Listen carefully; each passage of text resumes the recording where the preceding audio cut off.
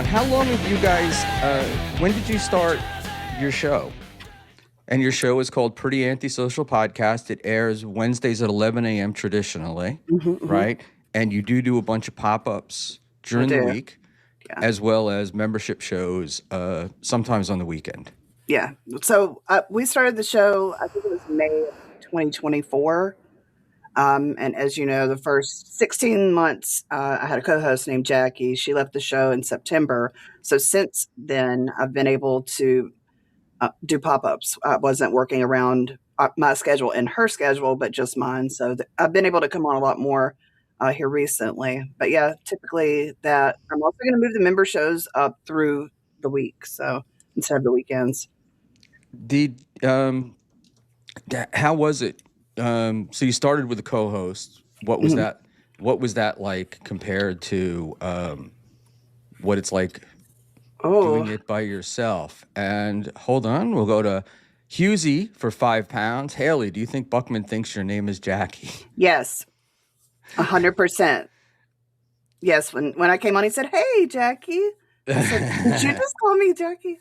Yeah, so Jackie's getting a lot of play on the Schmuel Buckman show already today. What's it like? Honestly, I prefer this because I don't have to work around two schedules and two sets of trying to take all the different minutia that goes on in the background and trying to split up responsibilities. That can be a lot. So I prefer being by myself. Not so much with the show. I think I do better when I have someone to talk to. But as far as the background stuff, I prefer this. One of the things I find frustrating being solo with just guests, right, and getting guests, is it's difficult because you will ask people and then you don't know whether they're going to show or not, and you're sort of at showtime, and you're there and you're waiting and you're waiting, and then there's that feeling of relief once they do eventually pop in, and also not being on the same page. I think there's typically an unspoken rule book as far as when to show up and sort of how to set up and things like that. And a lot of people don't adhere to that. So they'll pop in last minute or keep you waiting and stuff. But you didn't. We were on time. But no, we were on time, but I was. I'm an idiot. So there we go. Well, it was all because I had to grab this hat and these glasses before I came on. That's what I'm going to blame it on. Is you like the glasses, and I thought, well, I'll wear the glasses. I do. I think it's a good look for you, Schmuel. I'm interested in the show.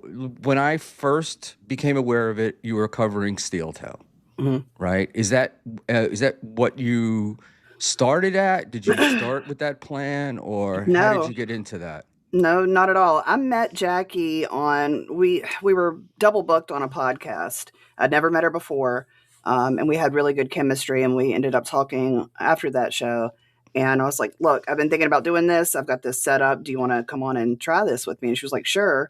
So we did. The first 3 or 4 videos, live streams that we did were on really weird stuff like brain organoids and people who had more than one DNA strand in their body, and just like real off the wall, insane things. It was a lot of fun, and we did well. But I had been tracking Steel Toe for a while at that point, and so I had seen when he was on MLC the day that Ricada and his wife and then April got arrested. And from that point forward, and I had also, been a fan of Ricada Law when he was doing LawTube. So when those two worlds collided, I was like, we've got to talk about this. So we did.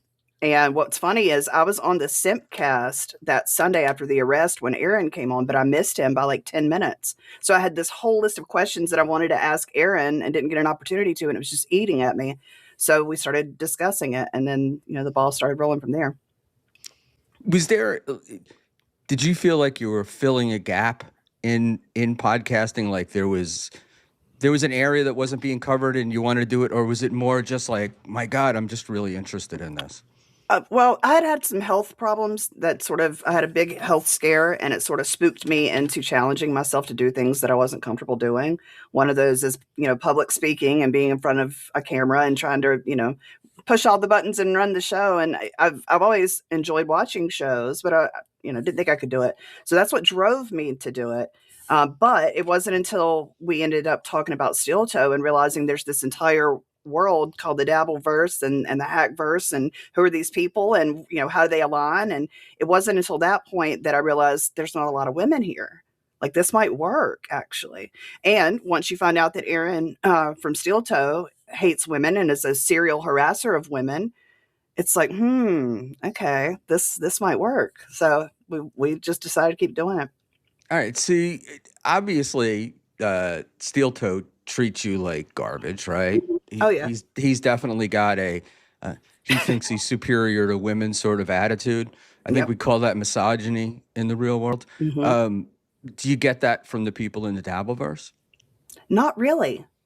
Honestly, I have been really surprised. I mean, there's always going to be people that don't like you because you're just not their style, or maybe they remind them of someone, or there's always people that are out there like that. But I have had nothing but respectful interactions with everybody. There's some really good people here.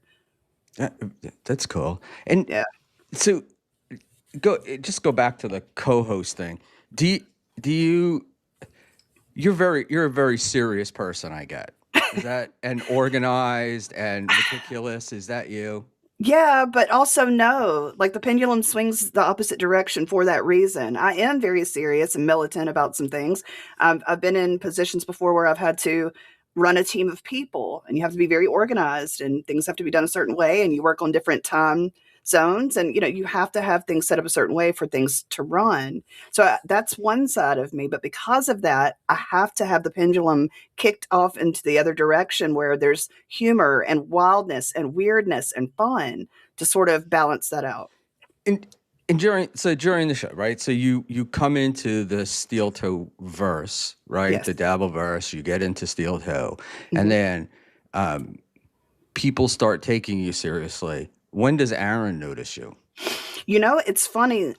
We figured it would start a lot sooner, and I don't know if he just, purposely ignored us for a while or what, but I would say probably, gosh, at least 6 months or so into us covering him before he ever spoke our name, for sure. So then, and you did say you knew about Ricada. You followed Ricada before. Yeah, I watched a lot of the trial coverage when LawTube was a big deal. I would have it on in the background while I was working.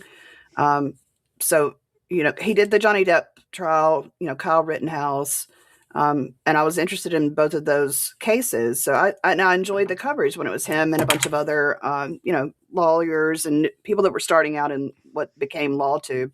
So I'd known about him. It's just like all these worlds that collided. I'd been on with Chrissy Mayer several times because of Simcast, so I knew Keanu. Um, How did you get there? How does one get on Simcast? that's a good question too. I guess you just have to get noticed. I mean, because of the work and stuff that I do typically, my path sort of crossed over with Chrissy Mayer's. We sort of not ran in the same groups, but just 6 degrees of separation, kind of. So Uh, she noticed me and asked me to come on, and then I did Simcast like 6 or 7 times, and I was like, okay, I don't think this is where I need to be. So I just never went back. But I have been asked back on 5 or 6 times since then, and I just haven't felt like that was where I needed to be. yeah, Simcast was strange. It always seemed to me. I was a fan of Compound. I would try to watch it, but it seemed like OnlyFans girls and kind of hookers and Yeah. those people. And it just wasn't for me. What's weird is I didn't know about any of Compound or any of that until after I got into this world. Like, I knew that Chrissy, did stand up and things like that, but I did not meet her in that era of her life. Only, when her and Frank had started podcasting. So I just didn't know. I didn't know it existed.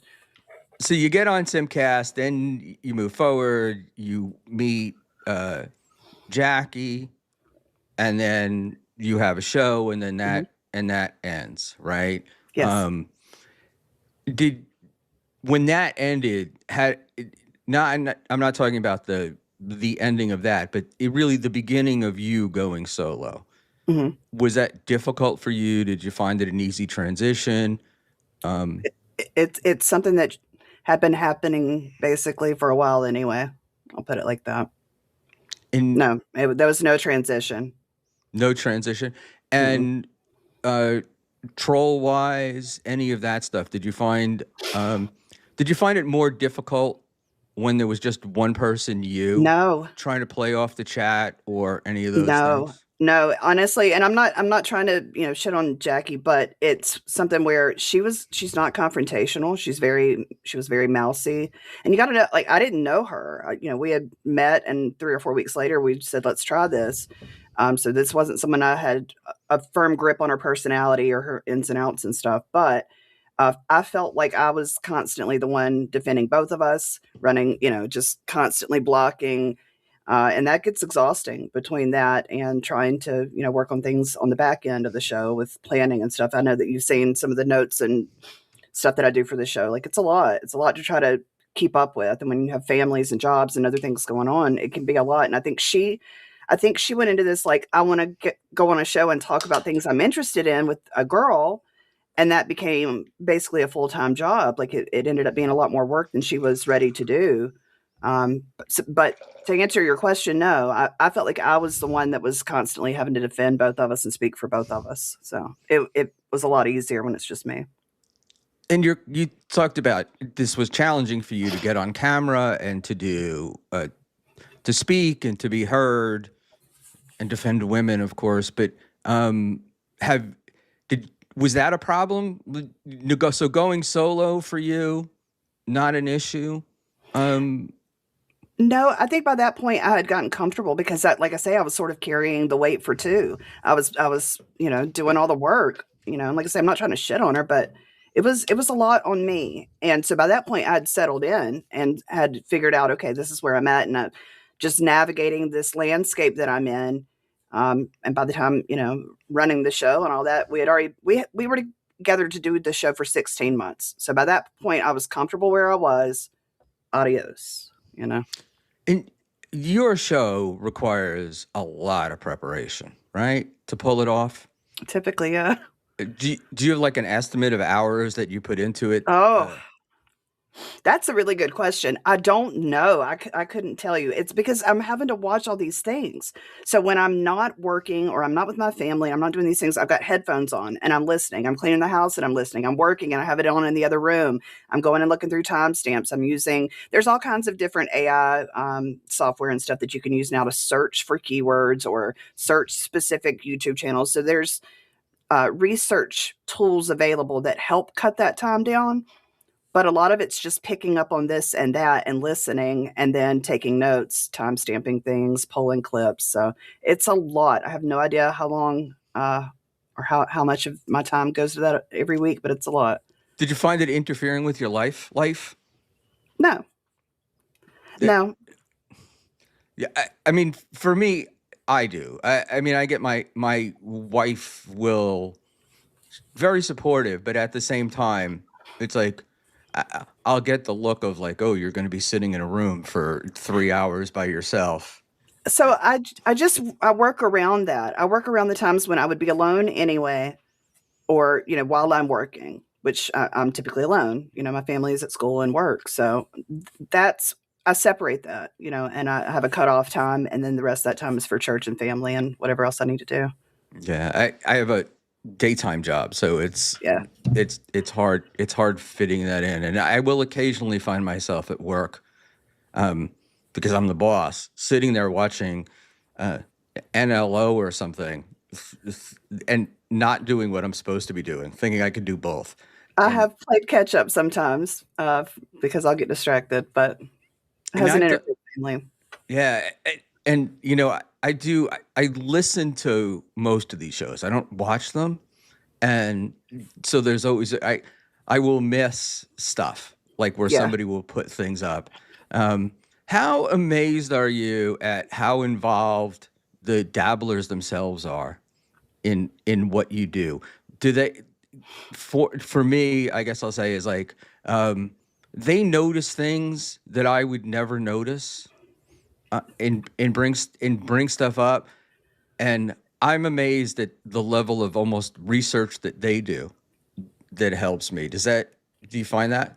Yeah, and different show hosts have different skill sets. To your point, there's some that are, Moody as an example. He and I feel like are very similar in a lot of ways. He's very detail oriented. He looks sort of Mhm. beyond just the first glance at whatever it is, and picks up on little tiny things, which I know Well, I do. And a lot of people don't like that. A lot of people don't want to hear that. They just want to see the clown juggle for them and dance around. But it's like, I'm looking at like some of the tiny little things that you're not paying attention to.